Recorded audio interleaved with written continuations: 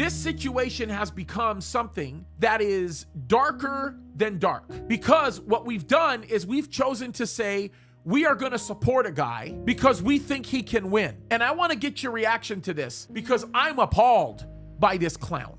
We are called to support what is right. By the way, let's be clear real fast. So when the CAGOP says we're going to support this candidate because we think he can win, that's actually not the case. I agree. So what the CAGOP did at convention was they pushed forward the establishment candidate that they had known for well over 20 years, an establishment candidate that played well within the establishment, and it's kind of like paying your dues. So the idea that they chose a candidate they thought could beat Newsom, that is actually not the case.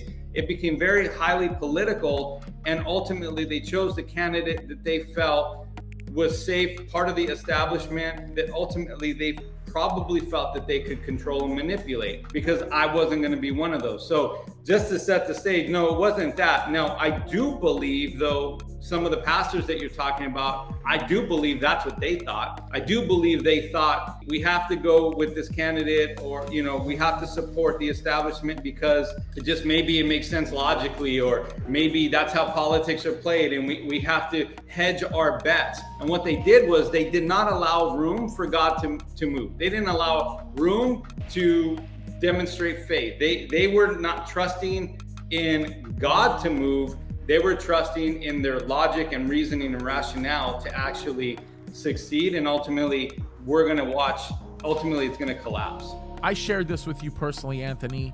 The greatest mistake I think I ever made early on was adapting the philosophy that says I'm going to get behind people that I think are the most viable. The Lord spoke to me concerning that, and he convicted me. And he said, since when are you doing this work on your own power and your own strength?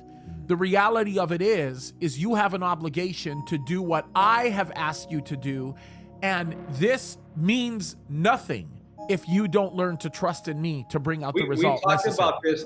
I often reference David, right? David was not the most viable to go into battle against Goliath. He was not the viable, logical option to send in to defeat Goliath. But that's not how God works. He only cares about us doing what's right, having faith, and committing to his plan. And I think we're watching the collapse of that. The disciples go out, they fish all night, nothing, in their own strength. The Lord, hey, other side of the boat. Ridiculous advice, makes no sense. Whatever, we'll do it. They couldn't bring in all the fish. You know, they couldn't pull the net in. It's just like you said, this is not about viability.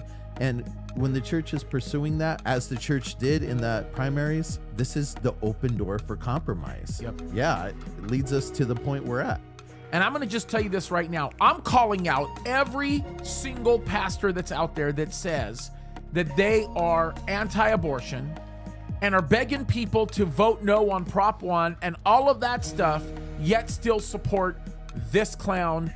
So this clown right here. I have to point in Dale's direction so everybody to look. Dale's not the clown. It's not me. This clown right here. I was like, oh, Dale. This clown right here, right? Listen to this guy. This is at the gubernatorial debate, and he is being touted now as a milder version of the current governor. There is no spirit of God in this. All this is compromise. Listen to this. Would you allow abortion funding in a budget you sign? If that's what it takes to get the deal done, I'll sign a budget that I work through with the legislature. I'm a third of the budget. Okay.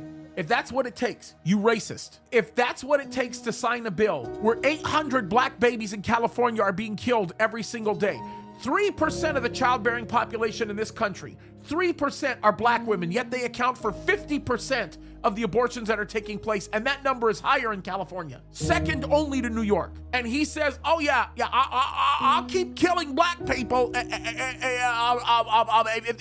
if that's what it takes. Forgive me for ranting here, but how in the world can anybody have a clear conscience and vote for that guy?